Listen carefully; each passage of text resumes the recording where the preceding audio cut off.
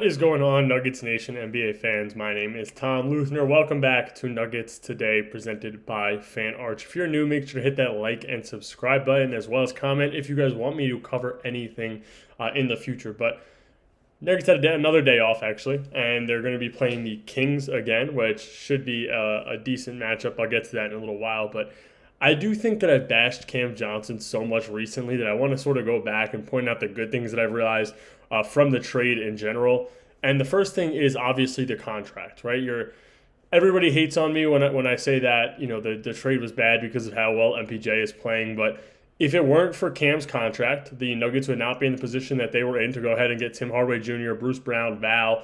Val is a different situation because you're trading the Sarge contract, but you're also dumping the MPJ contract in order to have the salary cap to bring on a player like Val. But the biggest thing in the trade so far, from what I've seen, is the Tim Hardaway Jr. addition, and that's something I've covered. He's the perfect player for this Denver bench, something that Denver's needed for so long. But Cam Johnson is also able to put the ball on the floor. And now you're seeing Michael Porter Jr. do a lot more of that in Brooklyn, but you're seeing Cam do it to a level that is so high for the Denver Nuggets. It's just his shots aren't dropping. And now I'm not insanely out on Cam where I don't think that he'll ever be a good player or any of that, but I just think that it's frustrating to watch a player like Cam not hit his shots because he was such a good three-point shooter a year ago.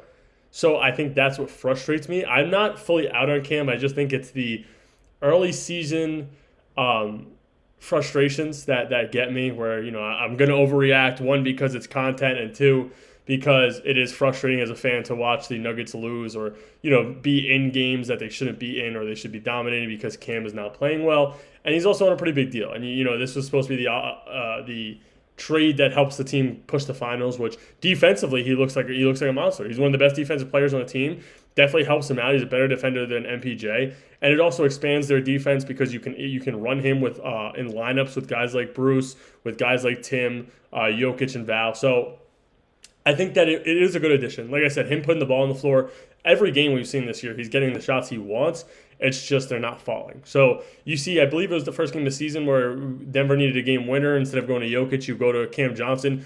But he put the ball on the floor, got to the rim, got the exact shot that he wanted, was able to put the ball on the floor, get by the defender, and get there. Just ended up being, I don't remember if the shot was blocked or if he missed a layup, but I don't hate Cam Johnson, for anybody wondering. I think that he's a very good player. I just think it is unfortunate that his shots won't drop right now, and it's frustrating as a fan to see a guy who you're trading, somebody who, for me personally, has been so loyal to MPJ. I have 3 jerseys.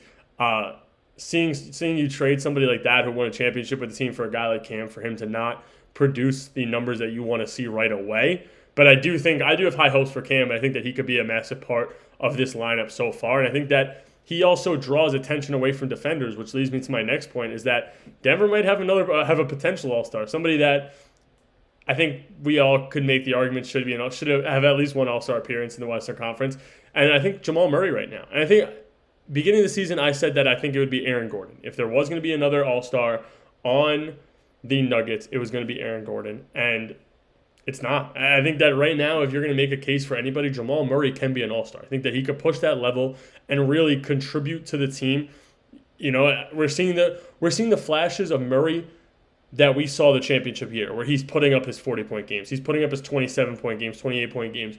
He is there statistically in that conversation to be an all-star, and I think that there's a lot riding on him right now, which I don't want to say is unfair to him, but Jokic is going to do Jokic things, and when he finally figured it out, he's putting up his triple-double, his 30-point triple-doubles, those high 20-point games.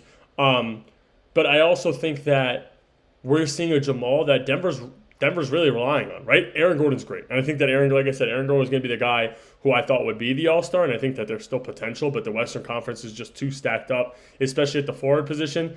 But I also think it depends on the format that the NBA runs, because they might do that world versus US thing, and if they do that, obviously Jamal's a top player from the world, being a Canadian player, so he'll probably be in that situation. But it is cool that regardless of what happens, Jamal is going to be playing alongside Nikola Jokic in an All-Star game, unless we are able to see the draft that they brought, they implemented a couple of years ago. But who knows what they end up really doing.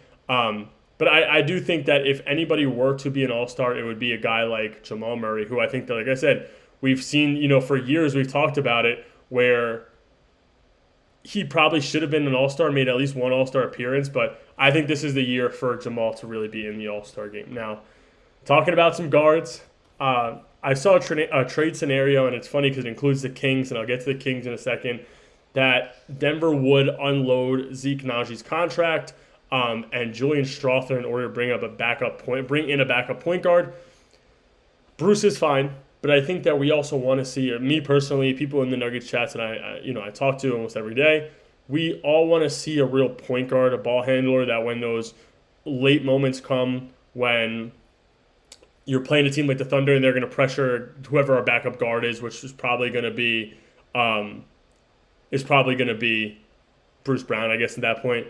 You want somebody who is comfortable with the ball and able to handle those pressured situations. And I think that we saw Jalen Pickett's not ready. Talks about that. Bruce is good, but you also get nervous because who knows what's going to happen in a defensive lineup that you're going against where they're just going to trap him.